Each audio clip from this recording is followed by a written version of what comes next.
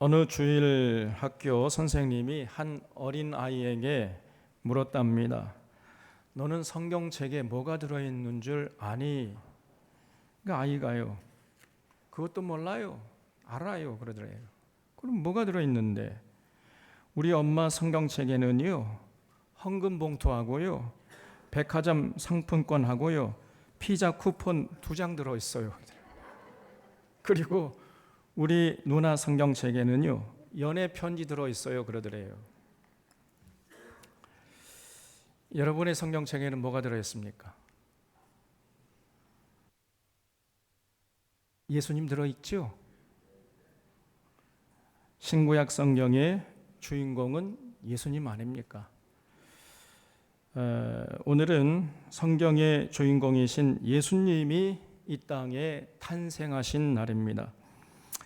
오늘 아침은 참으로 성스러운 아침입니다. 오늘 이 아침에 우리 사랑하는 샤론의 교우들과 가정에 성탄의 기쁨과 평화가 가득가득 차고 넘치시기를 기원합니다. 성탄절은 누구나 기쁜 날이지요.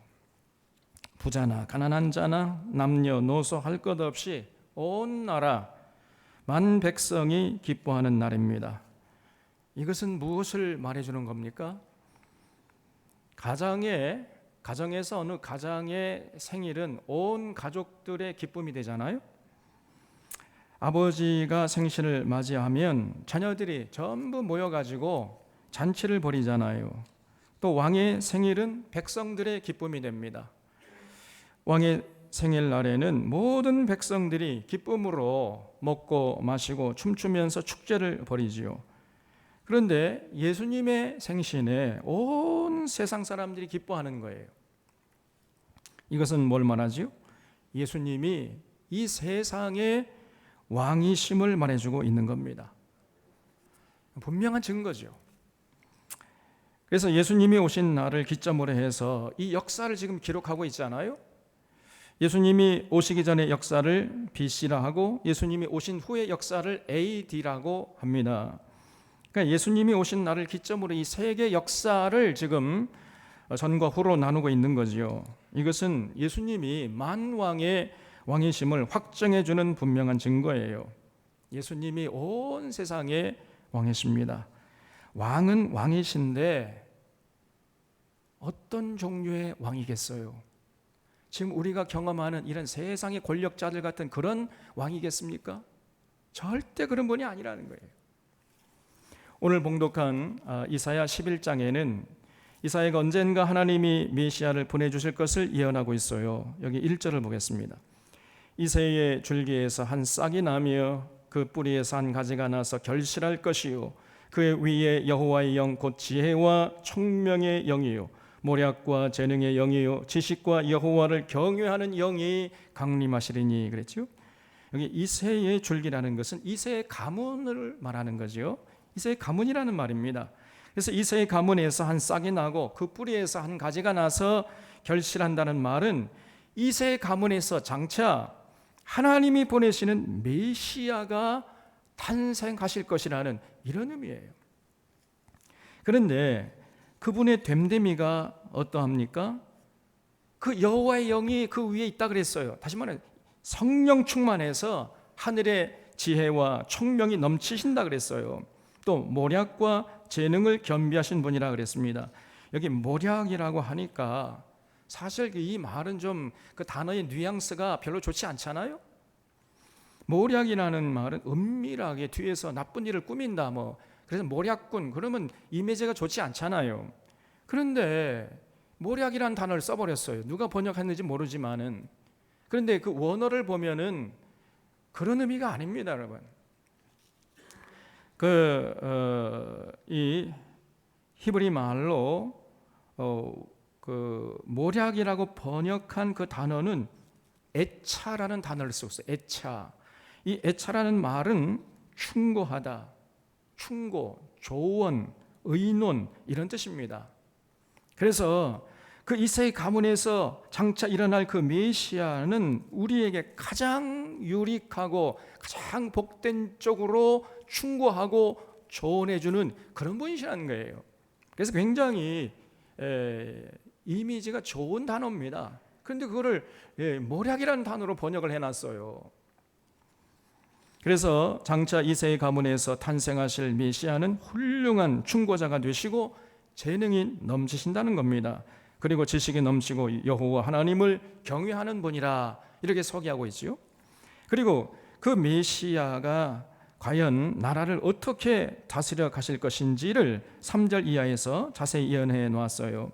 그가 여호와를 경외함으로 즐거움을 삼을 것이며 그의 눈에 보이는 대로 심판치 아니하며 그의 귀에 들리는 대로 판단치 아니하며 공의로 가난한 자를 심판하며.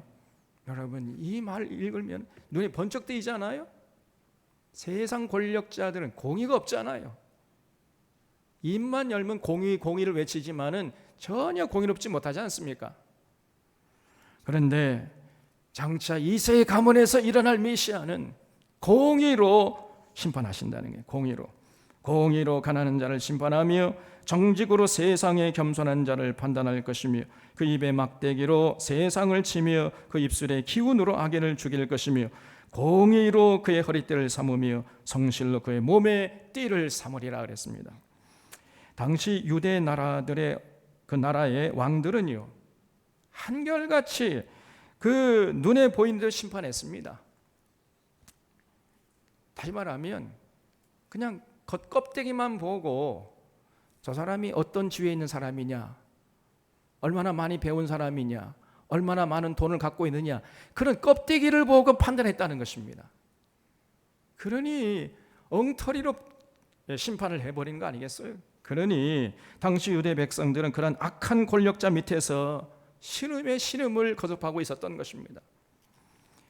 오늘날에도요, 대부분의 권력자들이 그 권력을 손에 쥐면요, 그런 짓을 반복하는 거예요. 현상만 보고 심판해 버립니다. 속에 담긴 동기나 숨은 의도를 전혀 파악하지 않고 그저 기계적으로 자신의 입맛에 맞춰 심판해 버리는 거예요. 그렇기 때문에 그들의 심판은 정확하지 않고 오류가 많아요. 억울한 사람들이 속출하는 것입니다. 또 세상의 권력자들은 눈에 들리는 대로 판단해 버리지요. 귀에 들리는 대로 판단한다는 말은 사실과 진리로 판단하지 않고 그저 정치적으로 판단한다는 얘기예요. 무엇이 진리냐, 무엇이 참이냐, 이걸 따지지 않고 무엇이 내게 유리하냐, 무엇이 내 출세를 보장하느냐, 이런 관점에서 항상 생각하고 판단한다는 것입니다. 이렇게 공정하지 못하게 심판해 버리기 때문에 그런 세상의 권력자들이 통치하는 그런 나라에서는요, 억울한 사람들의 그 한 맺힌 호소, 피 맺힌 호소가 하늘을 찌르게 되는 것입니다. 그러나 이새의 가문에서 탄생하실 메시아는 절대로 눈에 보이는 대로 심판하지 않는다 그랬어요. 아무리 겉을 화려하게 치장해도 그 메시아는요, 그 속을 훤히 꿰뚫어 보십니다. 그 속이 건강한지 썩어 있는지, 어떤 동기에서 그 일을 하는지 꿰뚫어 보고 정확하게 심판하세요. 그 불꽃 같은 눈을 속일 사람은 아무도 없습니다. 신중하게 살아있게 심판하기 때문에 그 심판을 누구나 신뢰할 수 있습니다. 또 절대로 귀에 들리는 대로 판단하지 않습니다. 외부의 압력을 받아서 진실을 외면하고 왜곡하지 않아요. 개인의 입장이나 정치적인 입장에 따라서 함부로 판단하지도 않습니다. 그저 풍문으로 듣고 함부로 판단하거나 가볍게 그저 사람들을 심판하고 정죄하는 이런 어리석은 짓을 절대로 하질 않아요. 한 사람 한 사람의 생명을 천하보다 소중하게 여기면서 정직하고 진실하게 판단하는 것입니다. 그러므로 그 모든 판단이 정확하고 공정하고, 그러므로 그 메시아가 다스리는 나라에서는 억울한 사람이 한 사람도 없는 거죠. 그리고 그 메시아가 통치하시는 나라에서는 악인은 설 자리가 없는 것입니다. 세상의 권력자가 통치하는 나라에서는 악인이 득세하고 무슨 짓을 해도 좀 권세가 있고 빽이 있으면 아무런 해를 당하지 않지만은 떵떵거리고 살 수 있을지 모르지만은 요즘 지금 우리가 그런 현실을 보고 있잖아요. 주가 조작범이 나라의 영부인이 되는 세상입니다. 이런 놈의 나라가 어디가 있어요? 그러나 메시아가 통치하시는 나라에서는 설 자리가 없습니다. 그런 악인들은요, 절대로 설 수가 없어요. 장차 하나님이 보내실 메시아는 그 입에 막대기로 세상을 치고 입술의 기운으로 악인을 죽일 것입니다. 공의로 허리띠를 삼고 성실로 몸의 띠를 삼고 나라를 다스리기 때문에 그 악한 자들은요, 그 어디에도 숨을 곳이 없어요. 절대로 안전하지 않습니다. 결국은 그렇기 때문에 이 메시아가 통치하시는 나라는 어떤 나라가 되겠어요? 6절 이하에 그 메시아가 통치하신 나라를 아주 구체적으로 예언해 놨어요. 여기 6절에 그때에 이리가 어린 양과 함께 살며 표범이 어린 염소와 함께 누우며 송아지와 어린 사자와 살찐 짐승이 함께 있어 어린 아이에게 끌리며 암소와 곰이 함께 먹으며 그들의 새끼가 함께 엎드리며 사자가 소처럼 풀을 먹을 것이며 젖된 어린 아이가 독사의 굴에 손을 넣을 것이라. 네 거룩한 산 모든 곳에서 해됨도 없고 상함도 없을 것이니 이는 물이 바다를 덮음같이 여호와라는 지식이 세상에 충만할 것임이니라 그랬습니다. 그 메시아가 다스리시는 나라에서는요, 이리하고 어린 양이 다정하게 함께 살아가요. 표범이 어린 염소와 함께 뒹굴고 놉니다. 송아지와 어린 사자가 사이좋게 지내요. 암소와 곰이 한 식탁에 앉아서 같이 밥을 먹어요. 암소와 이 곰, 암소 새끼, 곰의 새끼가 함께 소꿉장난을 한다는 거예요. 그리고 사자가 소처럼 풀을 먹습니다. 갓난아기가 독사의 굴에 손을 넣어도 전혀 해를 당하지 않는 이런 나라가 된다는 거예요. 그래서 아무도 해치지 않고 아무도 해를 당하지 않고 모든 생명들이 서로 존중하면서 사이좋게 화목하게 살아가는 이러한 세상이 된다는 것입니다. 만약에 사자나 곰이 자기가 좀 힘이 있다고, 좀 힘이 세다고 해가지고 염소나 송아지를 괴롭히면은 메시아가 그 가만두겠어요? 흔적도 없이 순식간에 사라지게 만들기 때문에 감히 절대 그런 짓을 못해요. 메시아가 다스리는 나라에서는. 그래서 메시아가 통치하시는 나라는 권력을 남용하는 자가 있을 수 없다는 것입니다. 힘이 있다고 군림하지도 않고 힘이 없다고 무시당하지도 않는다는 거예요. 힘이 있으면 힘이 있기 때문에 힘이 없는 자를 도와주고 섬기는 나라입니다. 힘이 없으면 힘이 없기 때문에 무시당하는 것이 아니라 힘이 없기 때문에 오히려 힘 있는 자의 관심과 사랑과 돌봄의 대상이 되는 거예요. 이것이 메시아가 이 땅에 오셔서 세우시는 나라입니다. 절대로 서로 물고 뜯고 싸우고 죽이질 않아요. 그 나라에는 그렇기 때문에 시기와 질투를 찾아볼래야 찾아볼 수가 없어요. 서로 인정하고 서로 존중해 줍니다. 그러니 자연스럽게 평화가 꽃처럼 피어나요. 메시아를 왕으로 모신 곳에는 이런 가슴 벅찬 역사가 일어나는 것입니다. 그래서 이 세상에서는 도저히 경험할 수 없는 완벽한 사랑과 평화의 나라가 되는 것입니다. 이런 이사야의 예언이 그로부터 600년 후에 예수님을 통해서 그대로 현실이 된 거예요.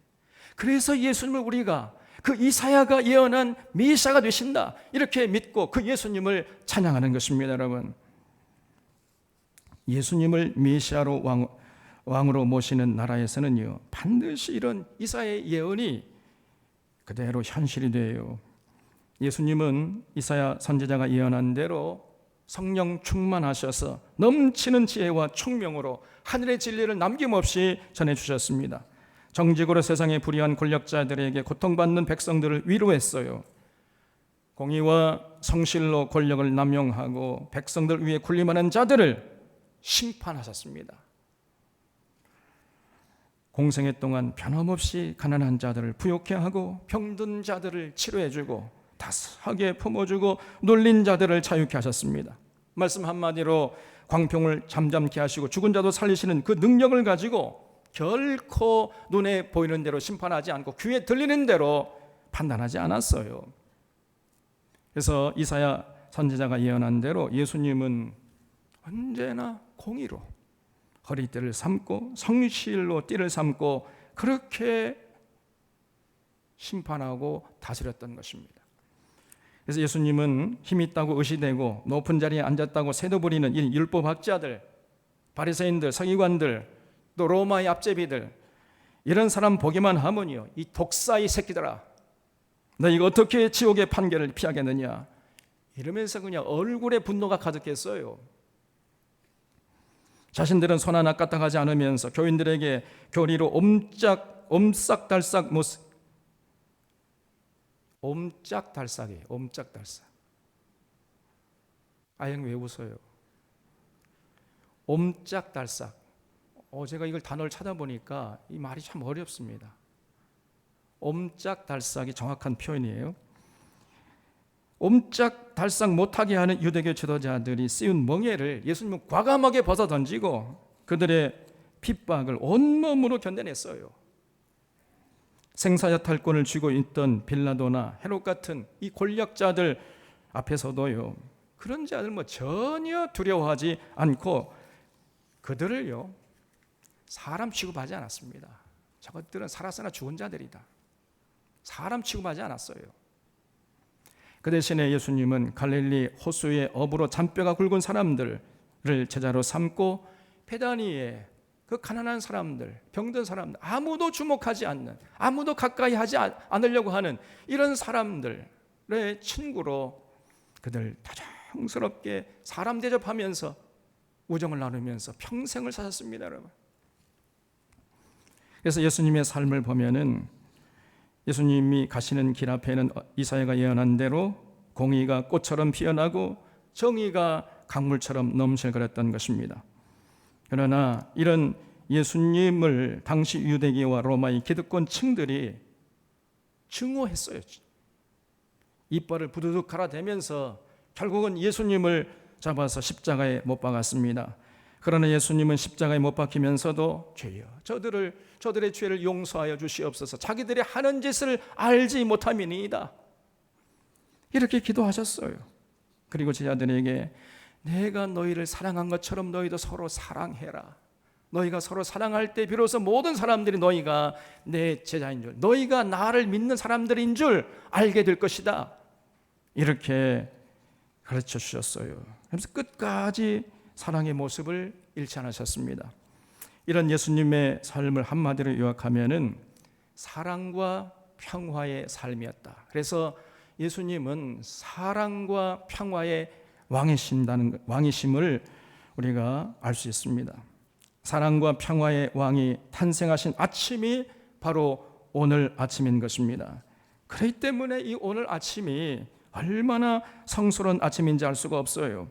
그리고 이 아침이 얼마나 참 기쁜 날인지 알 수가 없습니다. 이런 사랑과 평화의 왕의 탄생을 기뻐하는 자들이 모인 공동체를 우리가 교회라고 하는 게 교회. 그러므로 교회는 반드시 사랑과 평화의 왕으로 오신 예수님의 통치를 받아가면서 사랑과 평화의 나라를 맛보고 누리고 또 그 나라를 더욱 굳건하게 세워나가야 할 사명이 있다는 것을 잊지 마셔야 돼요. 여기에 교회의 존재 가치가 있는 것입니다.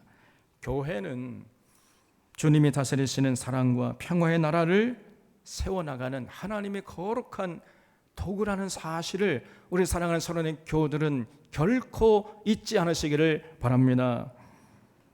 교회에서 먼저 이런 사랑과 평화의 나라를 맛보고 누려야 돼요.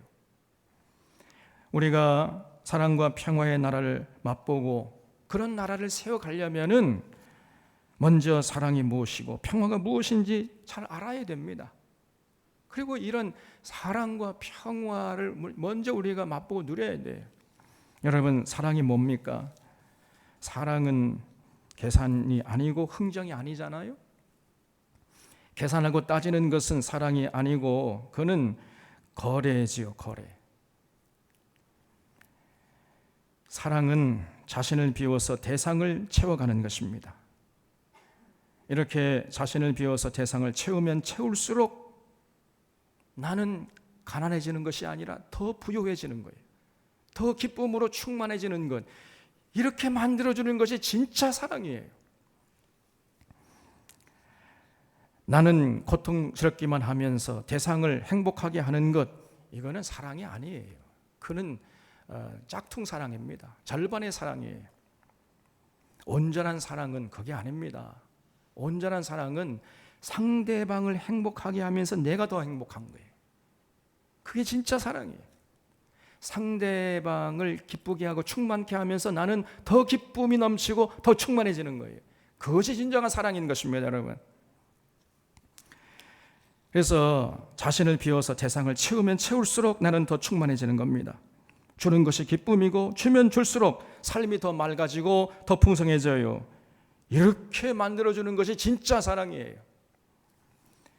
그렇기 때문에 사랑하는 사람은, 제가 지난 주에 주보에 썼잖아요. 가성비와 효율성 따지지 않습니다. 사랑은 대상을 위해 기쁨으로 자신의 시간을 내어드리고 재능을 드려요. 사랑하기 때문에 대상을 위해서 기꺼이 허비하고 희생하지만은, 그러나 그렇게 희생하면 할수록 나는 더 기뻐지고 더 행복해지고 더 충만해지는 것입니다. 이것이 진정한 사랑이에요. 이런 참 사랑을 실천하는 사람은 이웃을 충만케 함으로 자신이 충만케 되는 것입니다. 더 나아가서 사랑은 정의를 꽃피워내는 밑거름이요 원동력입니다. 진정한 사랑은 개인주의를 뛰어넘어서 공동체를 충만케 함으로 모두가 더불어 행복하게 살아가는 세상을 만들어내는 것이에요. 이런 사랑을 하는 사람은 언제나 기쁨으로 충만하게 돼요. 사랑으로 일관하셨던 예수님이기 때문에 반드시 예수님에게도 언제나 기쁨이 충만했겠지요. 충만했습니다.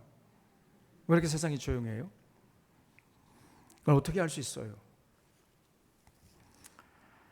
한 번은 제자들이 예수님에게 음식이 없다는 것을 알고 음식 잡수실 것을 권한 적이 있습니다. 그때 예수님이 내게는 너희가 알지 못하는 먹을 양식이 있느니라, 이렇게 말씀했어요. 제자들이 서로 누가 먹을 양식을 갖다 드렸는가 하면서 이제 이렇게 수군거리니까, 내 양식은 나를 보내신 이의 뜻을 행하고 그 일을 온전히 이루는 것이니라, 이렇게 말씀했습니다.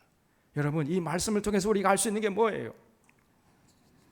예수님은 그렇게 사랑의 삶을 실천하면서 기쁨으로 충만했던 거예요. 사랑의 삶을 통해서 밥을 먹지 않아도 배가 부를 정도로 그렇게 기쁨으로 충만했던 것입니다, 여러분. 그래서 그 기쁨으로 십자가의 길을 묵묵히 걸어갈 수 있었던 거예요. 오늘 사랑과 평화의 왕으로 오신 예수님의 탄생을 기뻐하면서 모인 우리들도 이런 사랑으로 살아갈 수 있어야 되겠습니다. 여러분, 누가 가장 행복한 사람이겠어요? 단적으로 말해서 사랑으로 살아가는 사람이에요. 오늘 나를 기쁘게 하는 그 일이 이웃에게는 불행을 안겨주는 사람은 결코 행복한 사람이 아닙니다. 또 오늘 내가 하기 싫은 일을 그저 이웃을 위해서 꼭 참고 하는 사람도 결코 행복한 사람이라고 할 수가 없어요. 진실로 행복한 사람은 이웃을 충만케 하는 일을 기쁨으로 하면서 내가 더 충만해지는 거예요. 오늘 내가 하는 일이 나를 충만한 기쁨으로 인도하고 그 일을 통해서 이웃이 충만해지고 세상이 더욱 살맛나는 세상으로 변해가는 것을 보는 것입니다. 이런 사람이 진실로 행복한 사람이에요. 한마디로 말하면 사랑을 실천하면서 참 사랑으로 살아가는 이런 사람이 진실로 행복한 사람이에요. 예수님께서는 평생 이렇게 사랑으로 살아가셨고, 예수 믿는 사람들은 그렇기 때문에 이런 사랑으로 살아가려고 애를 써야 돼요. 그런 사람이 날마다 천국을 맛보고 누리다가 영원한 천국의 주인공이 되는 것입니다. 또 예수님은 평화의 왕으로 오셨습니다. 평화는 히브리 말로 샬롬이라고 그래요. 샬롬. 이 샬롬은 모든 미움과 시기와 다툼이 사라진 상태에 그치는 것이 아니고, 모든 미움과 시기와 다툼이 사라진 그 빈 공간에 참 사랑으로 가득 찬 상태를 샬롬이라고 합니다. 이것이 진정한 평화예요. 예수님이 바로 이런 평화의 나라의 왕이십니다. 예수님이 가시는 곳마다 모든 미움과 시기와 질투와 갈등과 다툼이 사라지고 사랑으로 가득 찬 참된 평화가 봄날의 아지랑이처럼 피어올랐던 거예요. 예수님이 통치하시는 나라에서는 누구 한 사람도 군림하려고 하지 않고 해치려고 하지 않습니다. 누구 한 사람 차별받지 않고 억울하게 살지 않고 모든 사람들이 기쁨으로 서로를 존중해주고 더불어 살려고 하는 거예요. 모든 사람들이 자긍심을 가지고 살아가면서 이웃을 참 사랑으로 섬기면서 살아가는 거지요. 이런 평화의 왕을 모시고 산 대표적인 사람이 바로 미국의 마틴 루터 킹 목사님이십니다. 그 백인들의 인종차별에 온몸으로 맞섰던 이 마틴 루터 킹 목사님의 그 마음속에 평화의 왕이 온전히 자리 잡고 계셨던 거예요. 그래서 이 루터 킹 목사님은 백인들의 차별이 극에 달한 미국 사회에서 나에게는 꿈이 있습니다, 이런 유명한 연설을 했어요. 언젠가 조지아의 붉은 언덕 위에서 노예의 자녀들과 그 노예의 주인의 자녀들이 함께 식탁에 둘러앉아 밥을 먹는 꿈이 나에게 있습니다. 언젠가는 나의 자녀들이 피부색 때문에 차별받지 않은 나라에서 살게 된 꿈이 나에게 있습니다. 흑인 소년 소녀들이 백인 소년 소녀들과 함께 손에 손을 잡고 형제 자매처럼 함께 살아가는 꿈이 나에게 있습니다. 이렇게 외쳤어요. 아무런 차별도 없고 모든 사람들이 평화롭게 더불어 살아가는 꿈을 그 루터 킹 목사님이 간직하고 계셨던 거예요. 아무리 백인들이요 핍박을 해도 그 꿈을 절대로 포기하지 않았습니다. 이 백인들이 얼마나 잔인한 사람인지 알 수가 없어요. 그 마틴 루터 킹 목사님이 이제 밤에 잠을 자면요, 그 야심한 밤에 전화를 해야 됩니다. 끊임없이 전화되는 거예요. 그러면서 네 놈을 가만두지 않겠다, 너 뒤를 조심해라, 협박 전화하면 뚝 끊어버려요. 하루 이틀이 아니고. 그리고 그 루터 킹 목사님이 사는 그 집에 폭탄을 던집니다. 몇 번 폭탄을 맞아 죽을 뻔했어요.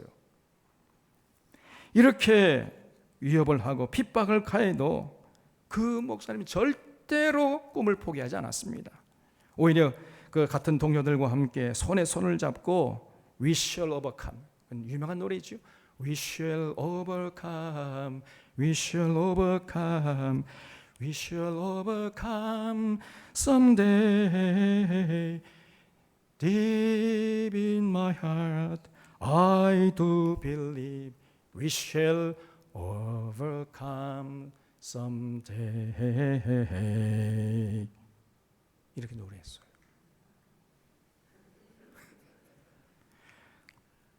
그러면서 그 무자비한 백인들 앞에서 비폭력, 무저항 행진을 계속했던 것입니다. 이런 루터 킹 목사님의 꿈이 여러분 어디서 왔겠습니까? 이사야가 예언한 대로 이 땅에 평화의 왕으로 오신 예수님에게서 온 거예요. 이 땅에 평화의 왕으로 오신 예수님을 마음에 품었기 때문에 그런 꿈을 꿀 수가 있었던 것입니다, 여러분. 예수님이 다스리는 나라는 피부색에 상관없이 모두가 인간다운 대접을 받으면서 평화롭게 살아가는 나라다, 이런 마음이 그 마틴 루터 킹 목사님 마음속에 자리 잡고 있었던 거예요. 처럼 그 루터 킹 목사님 마음속에, 그리고 그를 따랐던 수많은 흑인들의 마음속에 스스로 자신을 사랑할 줄 아는 마음이 있었던 것은 평화의 왕으로 오신 예수님을 그 마음속에, 그 삶의 중심에 모셨기 때문에 가능할 수 있었던 것입니다, 여러분. 2차 대전 때 일이었어요. 연합군과 독일군이 최전선에서 대치하다가 성탄절을 맞이했습니다. 이날 연합군의 참호에서 한 병사가 전선의 긴장감과 무료함을 달래기 위해서 이제 콧노래로 성탄 노래를 부르기 시작했습니다. 그 소리가 이제 잠잠하게 이렇게 퍼져나가니까 옆에 있던 동료 병사도 이제 따라 부르기 시작했어요. 그러다 보니까 이제 한두 사람 같이 부르다 보니까 그 소리가 퍼져가지고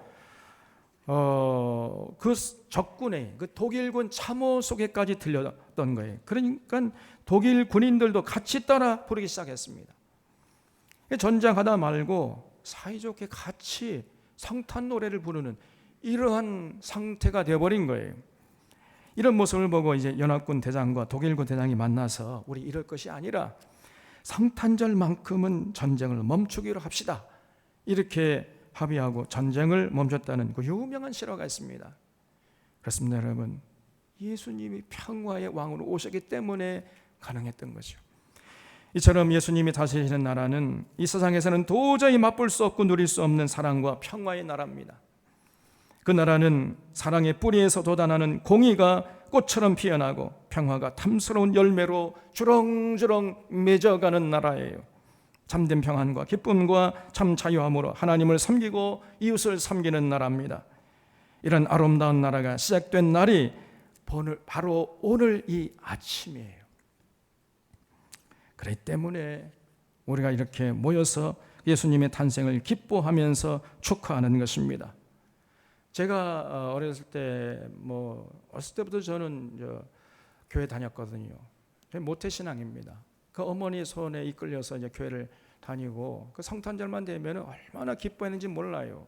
근데 제가 어렸을 때는 왜 성탄절이 기쁜 날인지를 몰랐어요.